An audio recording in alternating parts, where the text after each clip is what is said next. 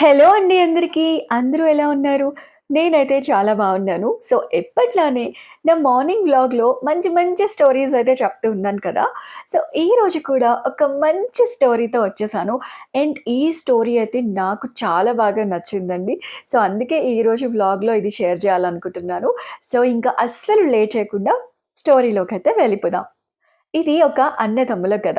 రామాపురంలో నివసించే పర్వతాలకు ఇద్దరు కొడుకులు. పెద్దవాడు చాలా తెలివైనవాడు. చిన్నవాడు అమాయకుడు.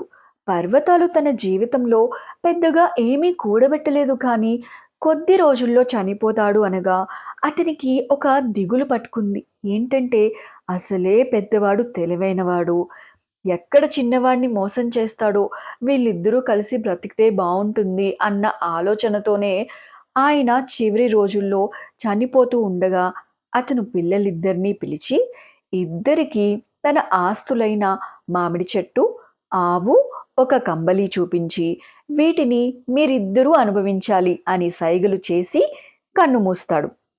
మరుసటి రోజు పెద్దవాడు తమ్ముణ్ణి పిలిచి, ఒరేయ్ తమ్ముడు, నాన్న మనకు ఒకే చెట్టు, ఒకే ఆవు, ఒకే కంబళి ఇచ్చాడు కదా! వాటిని మనం ఎలా పంచుకుందామంటావు? అని అడిగాడు. వాటిని అమ్మి చెరి సగం తీసుకోవచ్చు కానీ, మనం అట్లా చేయకూడదు. స్వర్గంలో ఉన్న నాన్న ఆత్మ సంతోషపడాలి అంటే, మనం వీటిని కలిసి అనుభవించాలి అన్నాడు తమ్ముడు. అదేరా నేను చెప్పేది కూడాను. వీటిని మనం ముక్కలు చేయకూడదు. కనుక వాటిని కలిసి ఉపయోగించుకుందాం. చెట్టు మొదలు నీకు, పైభాగం నాకు. అట్లాగే ఈ కంబళిని పగలంతా నువ్వు వాడుకో. రాత్రంతా నేను వాడుకుంటాను. ఇక ఆవు ముందు భాగం నీకు, వెనుక భాగం నాకు అన్నాడు అన్న తెలివిగా. అయోమయం తమ్ముడికి అందులోని కపటం అర్థం కాలేదు. నువ్వెట్లా అంటే అట్లా అన్నా. నీ మాట కాదంటానా అని చెప్పేసి వెళ్ళిపోతాడు తమ్ముడు. ఇక ఆ రోజు నుండి ప్రతిరోజు తమ్ముడేమో చెట్టు మొదలకు నీరు పోసేవాడు. ఆవు నోట్లోకి మేత, కుడితిని అందించేవాడు. కంబలిని ఏ రోజుకా రోజు ఉతికి, ఆరేసి మడత పెట్టేవాడు. చెట్టు కొమ్మలకు కాసిన కాయలు, పండ్లు అన్న తీసుకునేవాడు. ఆవు పాలు తను పిండుకునేవాడు. పేడంతా తనే తీసుకునేవాడు. తమ్ముడు ఉతికి పెట్టిన కంబలిని చక్కగా రాత్రిపూట కప్పుకొని పడుకునేవాడు. ఇక కొంతకాలం గడిచిపోయింది. అన్నకు, తమ్ముడికి ఇద్దరికీ కూడా పెళ్ళిళ్ళయ్యాయి. తమ్ముడి భార్య లక్ష్మి చాలా తెలివైంది. భర్త అమాయకత్వాన్ని ఆసరాగా చేసుకుని అతని అన్న ఎలా మోసం చేస్తున్నాడో గమనించింది. ఒకరోజు ఉదయాన్నే చెట్టుకు నీరు కడుతున్న భర్తతో లక్ష్మి, ఇదిగోనయ్యా గొడ్డలు తీసుకురా అని అన్నది. అతను గొడ్డలి తేగానే, ఇదిగో ఈ మాను మొదలు నీదే కదా, మీ అన్నది కాదు కదా అన్నది. అవును నాదే అన్నాడు తమ్ముడు.